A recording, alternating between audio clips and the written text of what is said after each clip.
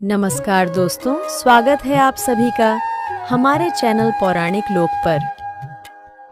हरि नाम जप रे मन, छोड़कर सारे कलेश। एकादशी का व्रत रखे तो मिलता है फल विशेष। राधे राधे, हरे कृष्णा प्रिय मित्रों। आज द्वादशी का दिन है। आज के दिन एकादशी के पुण्य फलदायी व्रत का पारण किया जाता है।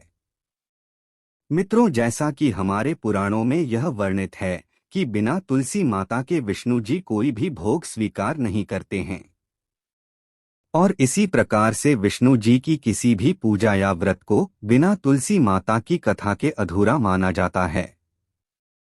तो चलिए मित्रों, प्रभु श्री लक्ष्मी नारायण जी के चरण कमलों का ध्यान करते हुए सुनते हैं एकादशी व्रत पारण पर तुलसी माता की कथा।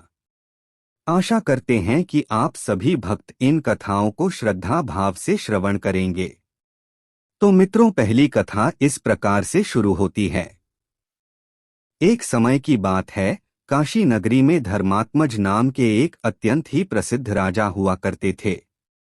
उनकी एक कन्या थी तुलसी, जो कि अत्यंत ही सुंदर और आकर्षक थी। तुलसी अब बाल्यावस्था को छोड़कर यौवनावस्था में आ चुकी थी, और राजा धर्मात्मज अब अपनी कन्या की बढ़ती आयु के कारण उनके विवाह के लिए सदा ही चिंतित रहने लगे थे।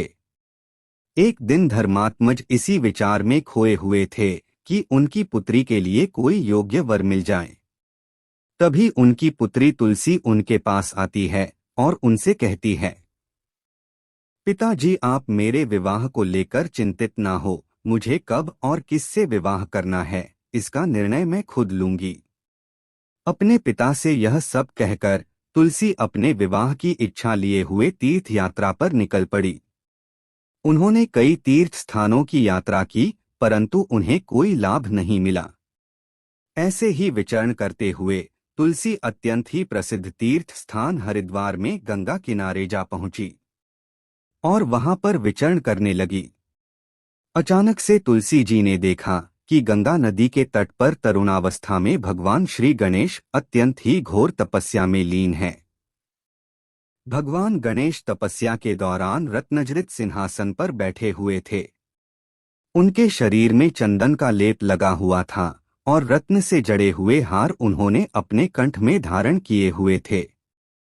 उनकी कमर में अत्यंत ही कोमल रेशम का लाल पीतांबर वस्त्र लिपटा हुआ था, जो बेहद ही मनमोहक था, और इस रूप में गणेश जी अत्यंत ही सुंदर और आकर्षक दिख रहे थे। तुलसी माता भगवान गणेश के इस रूप पर मोहित हो गई और उनके मन में गणेश से विवाह करने की इच्छा जागृत हुई। तुलसी ने अपने विवाह का प्रस्ताव गणेश जी के समक्ष रखने के लिए उनका ध्यान भंग कर दिया। तपस्या भंग होने पर भगवान गणेश बेहद क्रोधित हुए और स्वयं को ब्रह्मचारी बताते हुए तुलसी जी का विवाह प्रस्ताव ठुकरा दिया।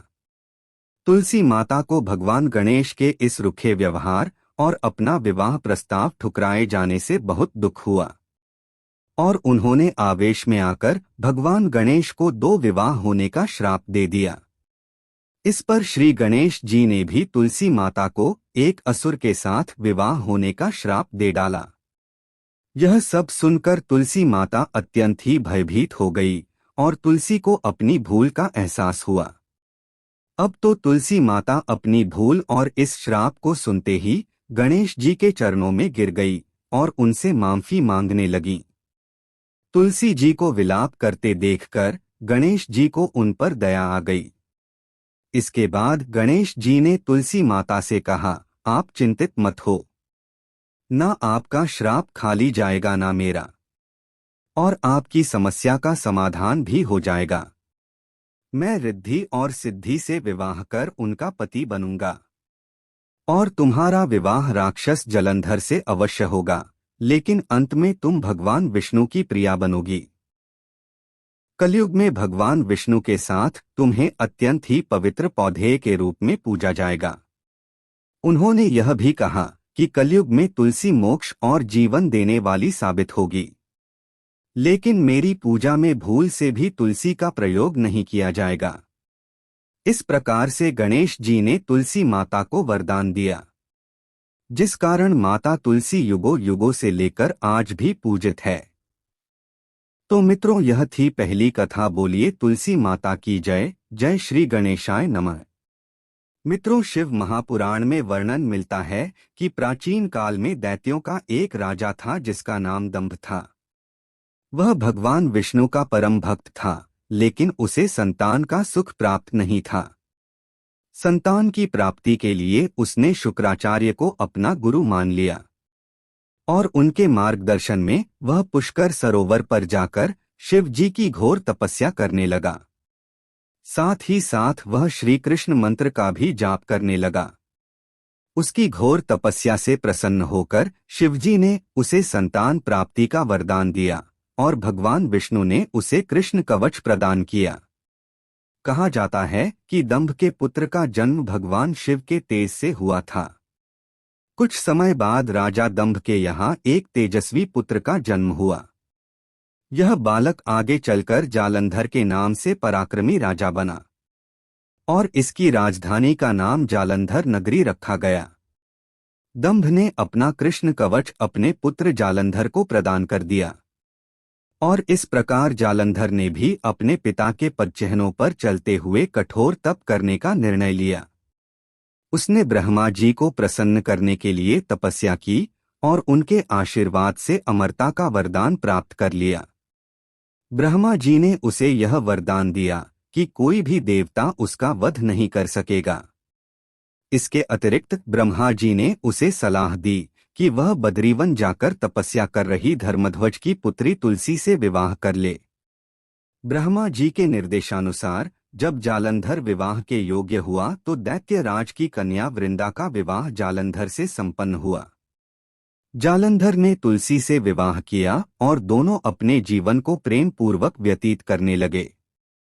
जालंधर के पास अमरता का वरदान और भगवान श्री कृष्ण का कवच था, इस कारण उसकी शक्ति असीम थी। जालंधर एक क्रूर महाराक्षस था जो सदा ही अपनी सत्ता के मद में चूर रहता था। विवाहित होने बाद भी एक समय उसने माता लक्ष्मी को पाने की कामना से देवताओं से युद्ध करने का निर्णय लिया। उसने अपने पूरे बल और पूरी सेना के साथ युद्ध आरंभ किया। देवताओं और असुरों के बीच यह भीषण युद्ध बहुत समय तक चला। अपने बल के प्रभाव से उसने देवताओं, गंधर्वों, किन्नरों और त्रिलोक के अन्य प्राणियों को अपने अधीन कर लिया। त्रिलोक पर उसके अत्याचार और शक्ति के आगे कोई भी टिक नहीं सकता था। उसने सभी देवताओं को पराजित कर दिया, परंतु माता लक्ष्मी को पराजित नहीं कर सका, क्योंकि माता लक्ष्मी का जन्म भी समुद्र यानी कि जल से हुआ था। समुद्र से ही उत्पन्न होने के कारण माता लक्ष्मी ने उसे अपने तेज से, अपने बल से पराजित कर दिया और भाई के रूप में स्वीकार कर लिया।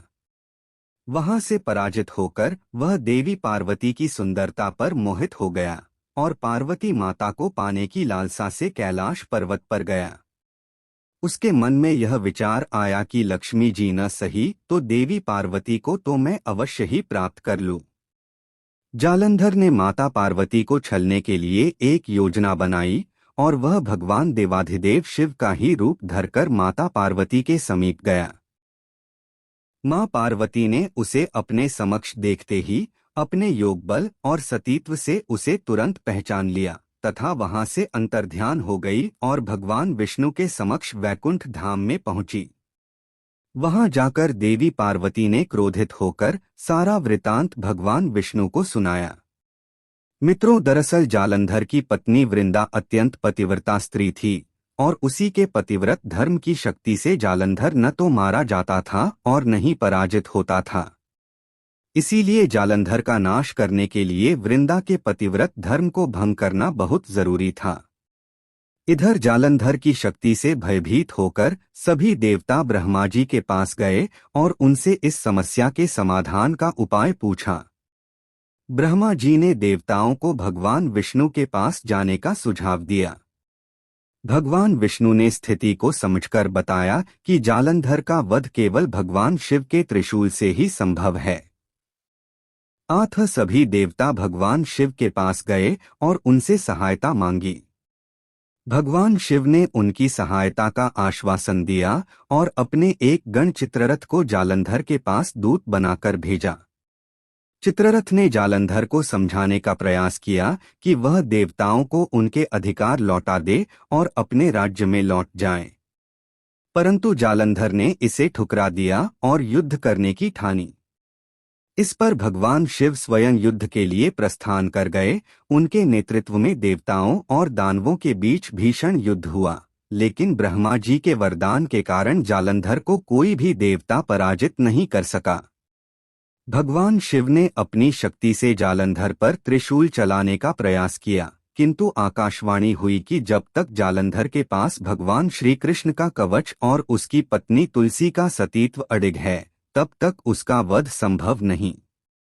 यह सुनकर भगवान विष्णु ने वृद्ध ब्राह्मण का रूप धारण किया और जालंधर के पास जाकर श्री कृष्ण कवच का दान मांगा। भगवान के स्वरूप और उनके आने का उद्देश्य नहीं जानकर जालंधर ने सहजता से श्री कृष्ण कवच दान कर दिया। इसके बाद भगवान विष्णु ऋषि का वेश धारण कर वन में जा पहुंचे, जहां वृंदा अकेली भ्रमण कर रही थी। भगवान के साथ दो मायावी राक्षस भी थे, जिन्हें देखकर वृंदा भयभीत हो गई। ऋषि रूपी विष्णु जी ने वृंदा के सामने छल करने के लिए अपने बल और तप से दोनों राक्षसों को भस्म कर दिया। उनकी शक्ति को देखकर वृंदा बहुत प्रभावित हो गई। वृंदा ने मन में विचार किया कि क्यों न मैं इनसे कैलाश पर्वत पर महादेव के साथ युद्ध कर रहे अपने पति जालंधर के बारे में पूछूं। ये इतने ज्ञानी मालूम पड़ते हैं, जरूर ही ये मेरी समस्या का समाधान करेंगे। ऋषि रूपी विष्णु जी ने वृंदा की बात को सुना और अपने मायाजाल से दो वानर प्रकट कर दिए। एक वानर के हाथ में जालंधर का सिर था तथा दूसरे के हाथ में उसका धड़ था। अपने पति की यह दशा देखकर वृंदा मूर्छित होकर गिर पड़ी। होश में आने पर उन्होंने ऋषि रूपी भगवान से विनती की कि वह उसके पति को जीवित कर दे। भगवान ने अपनी माया से पुनः जालंधर का सिर धड़ से जोड़ दिया, परंतु स्वयं भी वह उसी शरीर में प्रवेश कर गए। वृंदा को इस छल का जरा आभास न हुआ। जालंधर बने भगवान के साथ वृंदा का पतिव्रता का व्यवहार करने लगी, जिससे उसका सतीत्व भंग हो गया। ऐसा होते ही वृंदा का पति जालंधर युद्ध में हार गया। इस सारी लीला का जब वृंदा को पता चला तो उसने क्रोधित होकर भगवान विष्णु को शिला बन जाने का श्राप दे दिया। अपने भक्त के श्राप को भगवान विष्णु ने स्वीकार किया और शालिग्राम पत्थर बन गए। सृष्टि के पालनकर्ता के पत्थर बन जाने से ब्रह्मांड में असंतुलन हो गया। इसके बाद सभी देवताओं ने वृंदा से प्रार्थना की वह जल्द ही भगवान विष्णु को श्राप मुक्त कर दें। इसके बाद वृंदा ने भगवान विष्णु को तो श्राप मुक्त कर दिया, लेकिन उसने खुद आत्मदाह कर लिया और स्वयं सती हो गई। जिस स्थान पर वृंदा भस्म हुई वहां उसी राख से तुलसी का पौधा उग गया। भगवान विष्णु ने वृंदा से कहा कि हे वृंदा, तुम अपने सतीत्व के कारण मुझे लक्ष्मी से भी अधिक प्रिय हो गई हो। अब तुम तुलसी के रूप में सदा मेरे साथ रहोगी। जो मनुष्य भी मेरे शालिग्राम रूप के साथ तुलसी का विवाह करेगा, उसे इस लोक और परलोक में विपुल यश प्राप्त होगा। जिस घर में तुलसी होगी वहां यम के दूत भी असमय नहीं जा सकते। गंगा व नर्मदा के जल में स्नान करना तथा तुलसी का पूजन बराबर माना जाएगा। चाहे मनुष्य कितना भी पापी क्यों न हो, मृत्यु के समय जिसके मुख में तुलसी मंजरी रहे और गंगा जल मुख में रखकर निगल जाएगा, वह व्यक्ति सभी पापों से मुक्त होकर मेरे धाम बैकुंठ लोक को प्राप्त होगा। उसी दैत्य जालंधर की यह भूमि जलंधर नाम से विख्यात है। प्रिय मित्रों, तो यह थी तुलसी माता के विवाह की कथा।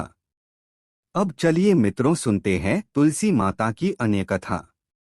एक समय की बात है, एक गांव की सभी महिलाएं मंदिर में जाकर तुलसी माता को रोजाना सींचती थीं। बाकी सभी महिलाएं तो तुलसी माता को सींचकर घर आ जाती, पर एक बुढ़िया माई रोज कुछ समय वहीं पर रुकती और तुलसी माँ को सींचकर कहती कि तुलसी माता, तुम सबकी दाता हो, मैं तेरा बिड़ला रोज सींचती हूँ, तुम मेरा निस्तारा करो। हे तुलसी माता, मुझे अडुआ दे, लडुआ दे, पीतांबर की धोती दे, मीठे मीठे ग्रास दे, बैकुंठ का वास दे, चटक की चाल दे, पटक की मौत दे, चंदन का काठ दे, झालर की झनकार दे, साईं का राज दे। दाल भात का जीवन दे, एकादशी का दिन दे, और जब मेरी मृत्यु हो तो श्री कृष्ण का कंधा दें। इतनी बात सुनकर तुलसी माँ सोच में पड़ जाती है। बुढ़िया की बातों को सुनकर तुलसी माता बहुत ही चिंता में रहने लगी और धीरे धीरे सूखने लगी। एक दिन भगवान श्री कृष्ण ने तुलसी माँ से उनकी इस चिंता का कारण पूछ कि आपको कौन सी चीज है जो परेशान कर रही है। इस पर तुलसी माँ ने बताया कि एक बुढ़िया है, मेरे पास रोज आकर इतनी बात कहकर जाती है। इनमें से मैं बुढ़िया माई को सब कुछ दे सकती हूँ, पर आपका कंधा कहाँ से दूंगी। इस पर भगवान बोले कि तुम चिंता मत करो और बुढ़िया माई को आशीर्वाद दे दो। जब बुढ़िया माई की मृत्यु होगी मैं उसे कंधा देने चला जाऊंगा। तुलसी माँ ने वैसा ही किया और थोड़े दिन बाद बुढ़िया माई मर गई। सब कोई उसे उठाने लगे पर वह इतनी भारी हो गई कि किसी से भी नहीं उठी। सब कोई कहने लगा कि पाप घाट की माला फेरती थी, जिसकी वजह से इतनी भारी हो गई। तभी भगवान श्री कृष्ण ब्राह्मण के भेष में आए और वहां खड़े लोगों से बुढ़िया के कान में कुछ कहने पर उसका शव हल्का होने की बात कही। इस पर लोगों ने कहा कि तू भी अपने मन की निकाल ले। भगवान ने जाकर बुढ़िया के कान में कहा कि माई तूने मेरी पत्नी का बिड़ला सींचा है, मैं करूं निस्तारा तेरा। बुढ़िया माई अडुवा ले, लडुवा ले, पीतांबर की धोती ले, मीठा मीठा भात ले, बैकुंठ का बांस ले, चटक की चाल ले, पटक की मौत ले, चंदन का काठ ले, झालर की झनकार ले, साईं का राज ले, दाल भात का भोजन ले, और जीवन के अंत में श्री कृष्ण का कंधा ले। इतना सुनते ही बुढ़िया माई हल्की हो गई। इसके बाद भगवान श्री कृष्ण ने खुद उसे अपना कंधा देकर उसे मुक्ति प्रदान की। कथा के अंत में कहा जाता है कि हे तुलसा माई, जैसे आपने उस बुढ़िया को मुक्ति दी वैसी सबको देना, अंतकाल में सबको आपका कंधा मिले। अब सुनते हैं अंतिम कथा। एक समय की बात है, एक साधारण ब्राह्मण था जो अत्यंत श्रद्धालु और सरल स्वभाव का था। वह प्रतिदिन मंदिर जाकर पूरी निष्ठा के साथ तुलसी माता की पूजा करता और उनसे प्रार्थना करता, हे तुलसी महारानी, कृपया मुझ पर कृपा करें और मेरे जीवन में सुख शांति लाए। उसकी यह नियमित पूजा और प्रार्थना तुलसी माता को अत्यधिक प्रिय लगती थी। उन्होंने सोचा कि यह ब्राह्मण सच्चे दिल से मेरी पूजा करता है और उसकी स्थिति भी बहुत ही साधारण है। मैं इस पर अपनी कृपा अवश्य बरसाऊंगी। इसके लिए तुलसी माता ने एक अद्भुत उपाय सोचा। उन्होंने एक सुंदर कोमल कन्या का रूप धारण किया और मंदिर में बैठ गईं। जब ब्राह्मण मंदिर में आया तो उस कन्या ने उससे कहा, हे ब्राह्मण, क्या मैं आपके घर आ सकती हूँ? ब्राह्मण यह सुनकर चिंतित हो गया, क्योंकि पहले से ही उसके घर में 6 बेटियां थीं और उसके पास सीमित साधन थे। उसने सोचा, यदि यह कन्या भी मेरे घर आई तो मैं इसका पालन पोषण कैसे करूंगा और भविष्य में 7 बेटियों की शादी कैसे कराऊंगा। इस चिंता ने उसे अत्यधिक व्यथित कर दिया और वह मन ही मन उलझन में रहने लगा। घर पहुंचकर ब्राह्मण की पत्नी ने उसकी उदासी का कारण पूछा।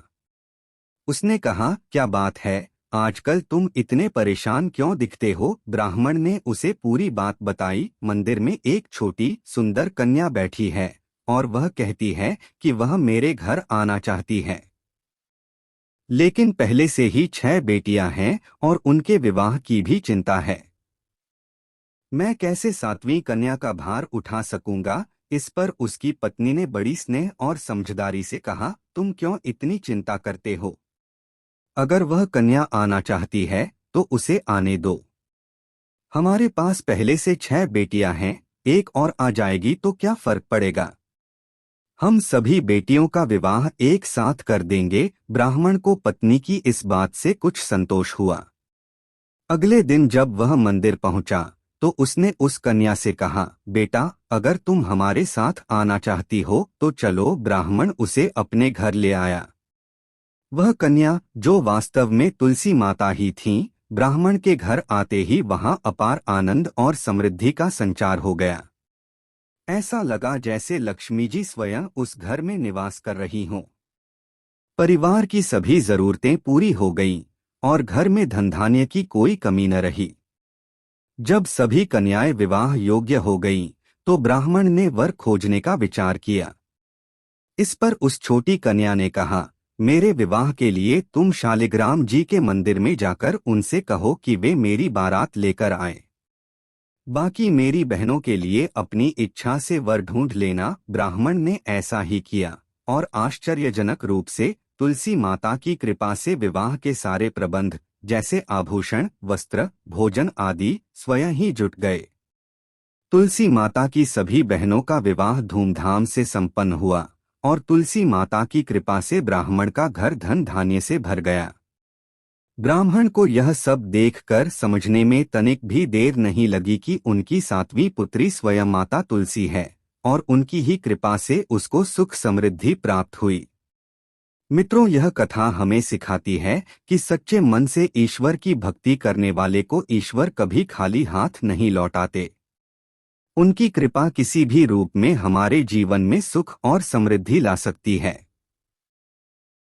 कथा समाप्त हुई। मित्रों, अगर आपको हमारी वीडियो अच्छी लगी हो तो एक लाइक जरूर करें और ऐसी ही कथाएं सुनने के लिए चैनल को सब्सक्राइब जरूर करें। धन्यवाद।